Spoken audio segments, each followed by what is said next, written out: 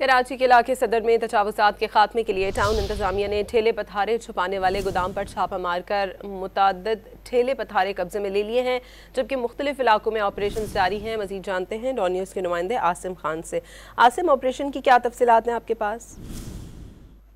जी हाँ, सदर टाउन में जारी गुज़िश्ता कई महीनों से ऑपरेशन के बाद अब नई हिकमत अमली अपनाई गई है और सुबह सवेरे ठेले पतारे छुपाने वाले राजा गजनफर गोदाम पे जो है छापा मारा गया है, जहाँ से मुताबिक ठेले पतारे और दीगर तजावुज़ात को जब्त किया गया है। जबकि इसके साथ साथ जो है मुख्तलिफ इलाकों में इस वक्त भी ऑपरेशन जारी है।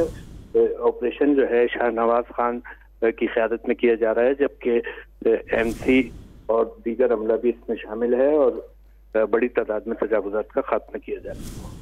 बहुत शुक्रिया आसिम खान आपका।